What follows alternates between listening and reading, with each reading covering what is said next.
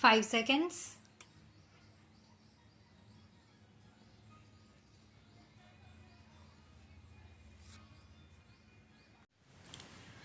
Mr. Deputy Speaker, Sir, I support this budget and also I would like to congratulate the Honorable Prime Minister for presenting an unique budget in which attention has been paid to every section of society.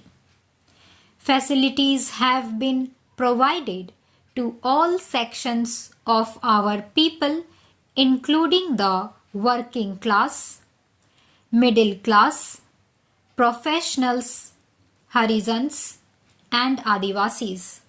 The Honorable Prime Minister, by his budget, has made an auspicious start in giving a new direction to the country, which had its origin in Gandhiji's slogan for Free India and which started in the rural areas and which was implemented by late Pandit Jawaharlal Nehru and got further encouragement by late Srimati Indira Gandhi in her new economic program.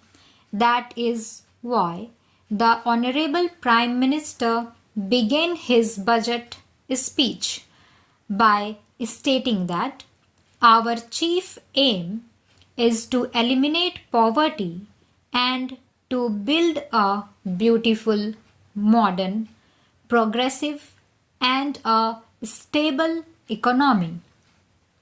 I heartily congratulate him on behalf of my countrymen and myself.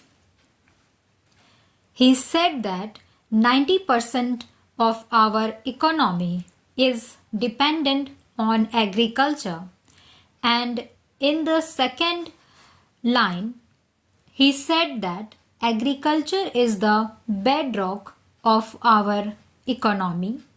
In order to eradicate poverty, it is absolutely essential to develop the agricultural sector.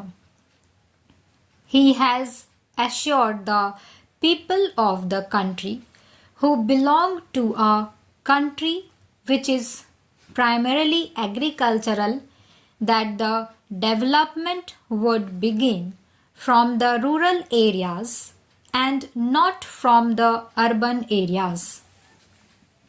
The honorable members have expressed their views on agriculture.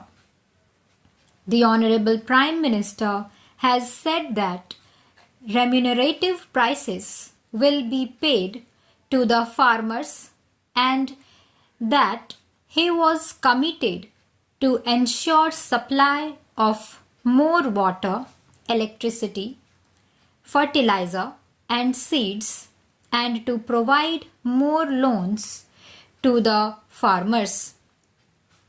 It is in itself an important achievement that the Honorable Prime Minister of our country has declared in the whole House that he is committed to the development of India and a beginning is being made in this direction.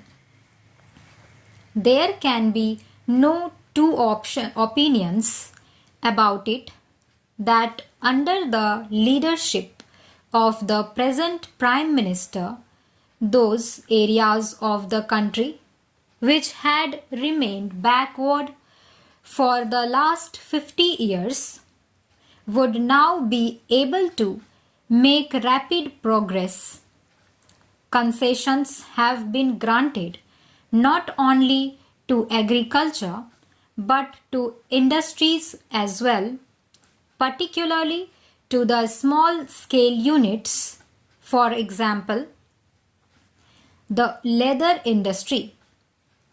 In case of plastics, textiles, dhoti and sulab saris, excise duty has been reduced to 60%. Apart from it, he emphasized that the defense build-up in the world today is one of the reasons for international tensions. In this situation, we are also trying to strengthen our defense. In this regard, he said that in the current situation, highest priority has been given in the year 1987-88 to maintenance of tempo of the ongoing schemes and to ensure the security of our borders.